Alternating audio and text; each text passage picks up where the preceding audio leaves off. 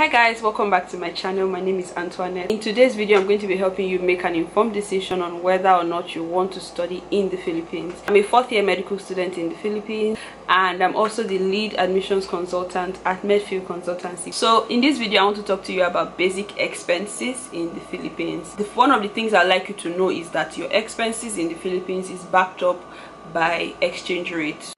As of today, the 16th of November, the exchange rate is at 52 pesos to $1 and 13.6 naira to 1 peso. So you may want to do the math while you are watching this video.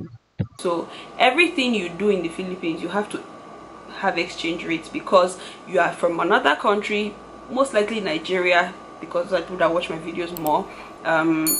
Apart from Filipinos, you are most likely going to be paying, like getting money in naira and converting to pesos, and so for that reason I'll have to tell you in pesos, because the truth is the exchange rate right now is fluctuating, so I cannot give you fixed figures in naira because that figure may change tomorrow. It is not fixed.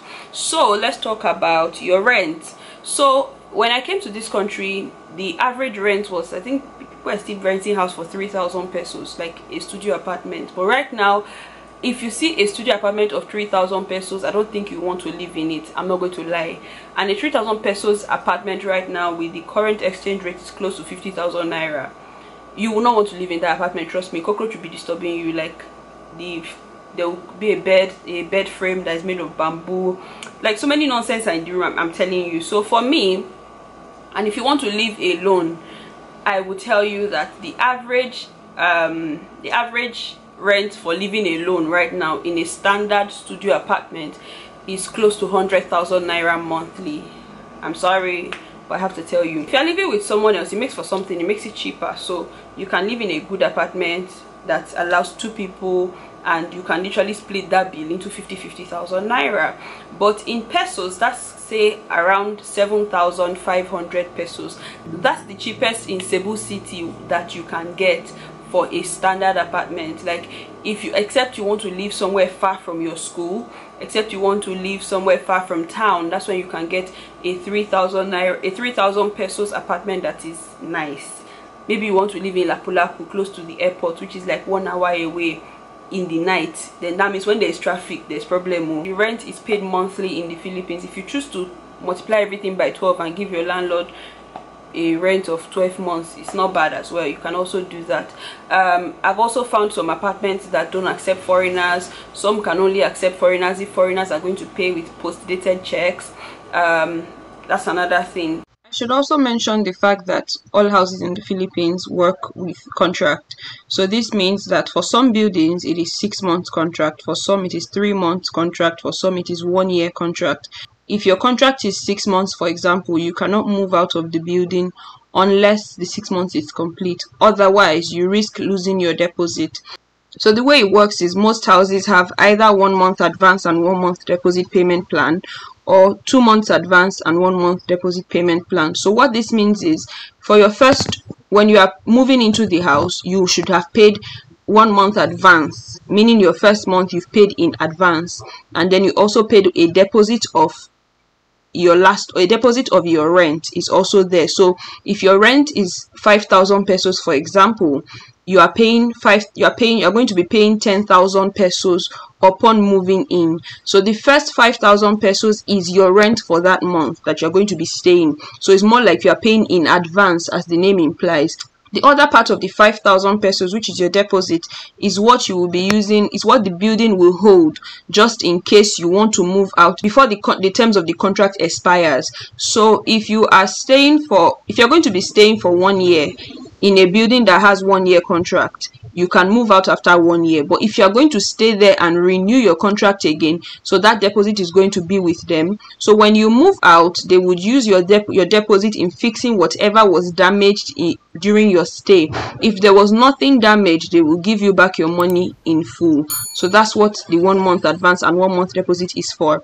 2 months advance and 1 month deposit is basically you will not pay rent for the first 2 months that you're staying there because you've already paid in advance, and then you have 1 month deposit deposit, which will be used for the same reason as stated earlier. The next one is electricity bill. So speaking of electricity, electricity bills are also paid monthly, I think, as in every other country. For your electricity bill, it is based on the appliances that you use. If you are using just a fan and just plugging your phone, your electricity bill will be very cheap. But if you are using an air conditioning unit and you are using a refrigerator and other heavy equipment, you are paying nothing less than 10,000 naira a month.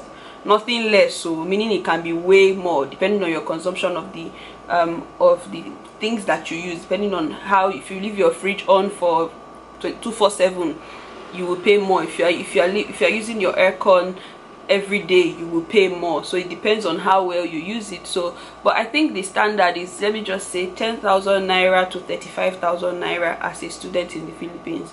That's your average electricity bill. But if you are using only just a fan and you are plugging your phones, your electricity bill can be like 2k 3k naira. So yeah. So water, that's the next thing. Your water bill. Water bill is a flat rate for most buildings. Water bill is a flat rate of 200 pesos, which is currently close to 2,500 naira. But if you live in a building where they decide to bill you monthly, like some buildings just give you a fixed rate, but most buildings are 200 pesos. It's just a couple of buildings that are higher or a couple of buildings that are lower, but most buildings give you that fixed price of 200 pesos monthly. So transportation, that's another thing. If you want to save cost on transportation, live close to school. But if you are going to live close to school, you're going to pay a higher rent, you know. So it's a give. Something's got to give, let me put it like that. So if you stay close to school, you may have no issues paying transportation, because all my life since I've been in the Philippines, except the first time I came, I've been living close to school. Just the first time I came that I lived far away from school, where I had to, sometimes I won't even get jeepney because there's traffic or because it is night and many people are closing from work at that time. So I have to take taxi if I'm really tired and I have to go home with taxi. So if you want a cheaper life in terms of transportation, then live close to school, because you can literally just walk to your school and walk back home and stuff like that. So an average for transportation I cannot give, because let me just say the average transportation with bus is around, because you're a student, it's 11 pesos, which is around 150 naira go and come back. So that's 300 naira per day. That's if you're using bus and if it is one ride. So I don't know what you're going to be doing or where you're going to be going to, but I hope you can work with that figure. So the next thing is, this is not really the cost of living, but it's also, I need to add it as well, which is visa. So if you are going to be studying in the Philippines, you need to extend your visa every year. And extending your visa every year, depending on the school, but I think the most I have seen for a school is 17,000 pesos. But in Manila, I think they said it's cheaper, so it's like 10,000 pesos depending on your school. Every school has how much they charge, and I cannot tell you your school is scamming you, because I really don't know the process that your school is going through to get you that, or I don't even know. But so yeah, I hope with that you've been able to learn about the Philippines. So thank you for watching. Bye.